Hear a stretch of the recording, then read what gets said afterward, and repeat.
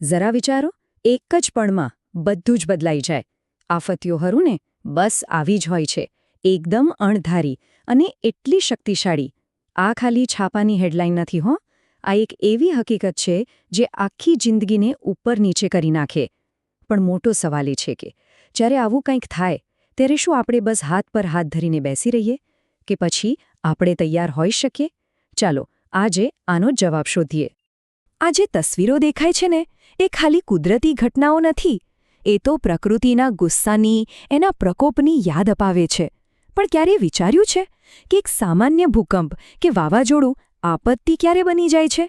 શું એ ખાલી કુદરતની તાકાત છે, કે પછી ક્યાંક ને ક્યાંક આપણી તૈયારી અથવા તો આપણી બેદરકારીનો પણ એમાં ભાગ છે? બસ આ જ સવાલના મૂળ સુધી આજે આપણે પહોંચીશું. તો આપણી આજની સફરમાં આપણે શું શું જોવાના છીએ? સૌથી પહેલાં તો એ સમજીશું કે ભાઈ આ આપત્તિ છે શું. પછી આપણે ધરતી, હવા અને પાણી ત્રણેયના ગુસ્સાને નજીકથી જોઈશું, એટલે કે ભૂકંપ, વાવાઝોડા, સુનામી અને પૂર. હા, અને દુષ્કાળ જેવી ધીમી પણ ગંભીર આફતને પણ નહીં ભૂલીએ. અને છેલ્લે સૌથી અગત્યની વાત, આ બધાનો સામનો કરવા માટે તૈયાર કઈ રીતે રહેવું એ શીખીશું. જો કોઈ પણ મુશ્કેલીનો સામનો કરવો હોય ને, તો પહેલાં એને સમજવી પડે. તો ચાલો શરૂઆત કરીએ અને આપત્તિ શબ્દના મૂળને જ પકડીએ, એના બેઝિક્સને સમજીએ. તો આપત્તિ એટલે શું? એકદમ સાદા શબ્દોમાં કહીએ તો એક એવી અણધારી મુસીબત, એક એવી ઘટના જે આપણી રોજિંદી જિંદગીની ગાડીને સીધી પાટા પરથી નીચે ઉતારી દે અને જાનમાલને ભારે નુકસાન પહોંચાડે. એ ખાલી એક ઘટના નથી, એ એક બહુ મોટી ઉથલપાથલ છે. હવે અહીંયા એક બહુ જ મહત્વની વાત સમજવા જેવી છે. બધી આપત્તિઓ કુદરત નથી લાવતી. એના બે ભાગ છે. એક બાજુ છે કુદરતી આફતો, જેમ કે ભૂકંપ, પૂર, જે આપણા હાથમાં નથી. પણ બીજી બાજુ છે માનવસર્જિત આપત્તિઓ, જેમ કે કોઈ ફેક્ટરીમાં અકસ્માત કે આગ લાગવી, જે આપણી ભૂલોનું પરિણામ છે. હવે આ ફરક સમજવો કેમ જરૂરી છે? કારણ કે એ આપણને શીખવે છે કે અમુક આપત્તિઓને આપણે ચોક્કસપણે રોકી શકીએ છીએ. તો ચાલો હવે વાત કરીએ પ્રકૃતિના બે સૌથી ખતરનાક સ્વરૂપોની. એક જે ધરતીના પેટાળમાંથી આવે છે, ભૂકંપ, અને બીજું જે સીધું આકાશમાંથી ત્રાટકે છે, વાવાઝોડું. આપણે બધાએ ભૂકંપ અનુભવ્યો હશે અથવા એના વિશે સાંભળ્યું તો હશે જ. પણ સવાલ એ થાય કે ધરતીની નીચે એવું તે શું થાય છે કે આખી જમીન આમ ધ્રુજવા માંડે છે? આ ધ્રુજારી પાછળનું સાયન્સ શું છે? ચાલો સમજીએ. આ ચિત્ર જુઓ, એકદમ સરળ છે. પૃથ્વીના પેટાળમાં જ્યાંથી આખી ગડબડ શરૂ થાય એને કહેવાય ભૂકંપ કેન્દ્ર. પણ સૌથી વધારે અસર ક્યાં થાય? જમીન પર, બરાબર એ કેન્દ્રની ઉપર. એ જગ્યાને કહેવાય અધિકેન્દ્ર અથવા એપિસેન્ટર. અને ત્યાં જ સૌથી વધુ ધ્રુજારી અને નુકસાન થાય છે. પછી જેમ જેમ તમે દૂર જતા જાઓ એમ અસર ઓછી થતી જાય. અને આ ખાલી ચોપડીની વાત નથી હો. આ જુઓ ગુજરાતનો નકશો. આ હકીકત છે. આ નકશો સાફ સાફ બતાવે છે કે આખા ગુજરાતમાં જોખમ એકસરખું નથી. કચ્છ જેવા વિસ્તારો ઝોન 5માં આવે છે, મતલબ કે સૌથી વધુ જોખમ ત્યાં છે. આ માહિતી બહુ જ કિંમતી છે. કેમ?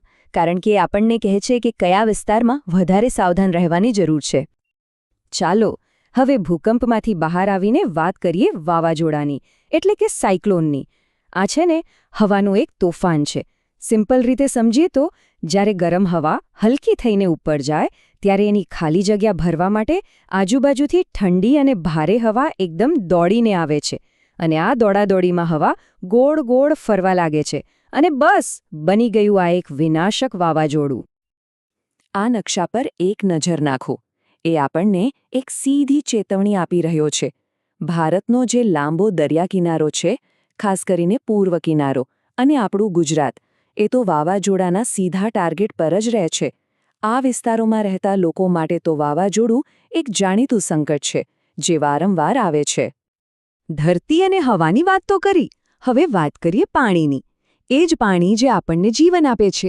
એ જ પાણી જ્યારે પોતાનું રૌદ્ર સ્વરૂપ બતાવે છે ત્યારે સુનામી અને પૂર જેવી ભયંકર આફતો આવે છે. એક વાત સાફ સમજી લેજો, સુનામી એટલે દરિયાના સામાન્ય મોજા નહીં, બિલકુલ નહીં. આ તો દરિયાના પેટાળમાં થયેલા કોઈ મોટા ધમાકા, જેમ કે ભૂકંપમાંથી પેદા થયેલી જબરદસ્ત એનર્જી છે. આ એનર્જી પાણીના મોજાની એક આખી ફોજ તૈયાર કરે છે, જે કિનારા પર આવીને બધું તહેસ-નહેસ કરી શકે છે.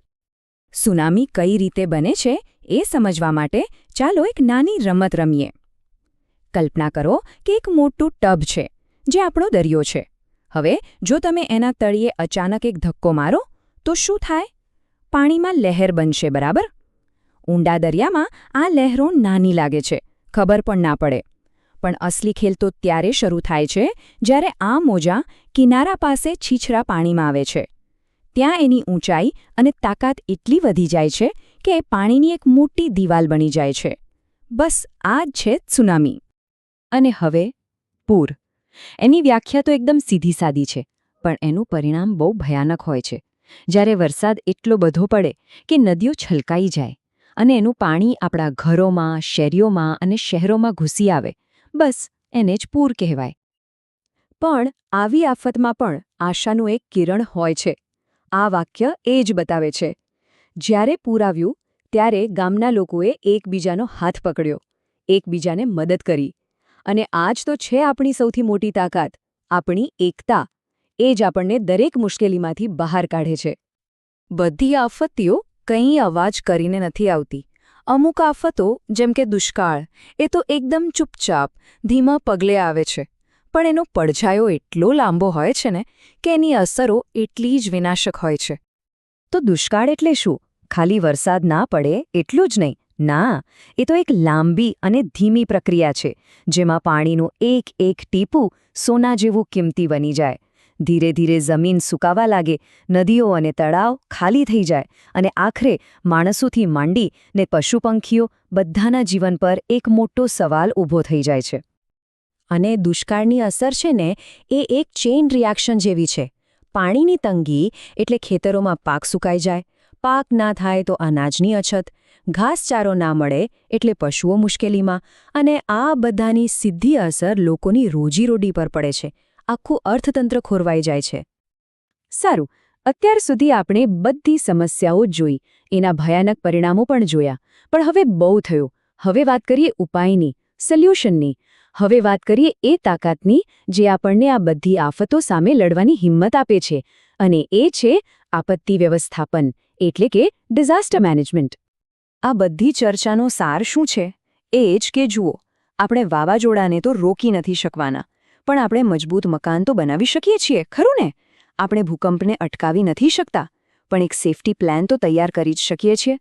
યાદ રાખજો, આપણી અસલી તાકાત પ્રકૃતિ સામે લડવામાં નથી, પણ આપણી તૈયારીમાં છે. તો પછી આપણે કરવાનું શું? બસ આટલી વાતો ગાંઠે બાંધી લો. પહેલું, પોતાના વિસ્તારમાં કઈ આફતનું જોખમ છે એ જાણી લો. બીજું, આખા પરિવાર માટે એક ઇમરજન્સી પ્લાન બનાવીને રાખો. ત્રીજું, ક્યાં જવું, કયો રસ્તો સલામત છે એની માહિતી રાખો. અને સૌથી અગત્યનું, પોતાના પાડોશીઓને મદદ કરો, કારણ કે એક મજબૂત સમાજ જ આપણું સૌથી મોટું સુરક્ષા કવચ છે. આજે આપણે જે પણ વાત કરી એ જ્ઞાન છે, અને કોઈપણ તૈયારીનું પહેલું પગથિયું જ્ઞાન જ હોય છે. પણ ખાલી જાણકારી હોવી પૂરતી નથી. હવે અસલી સવાલ એ છે કે આ જાણકારીને અમલમાં કેવી રીતે મૂકીશું? આપણા સમાજ માટે હવે પછીનું પગલું શું હશે? આ સવાલ સાથે જ હું તમને વિચારતા છોડી જાઉં છું.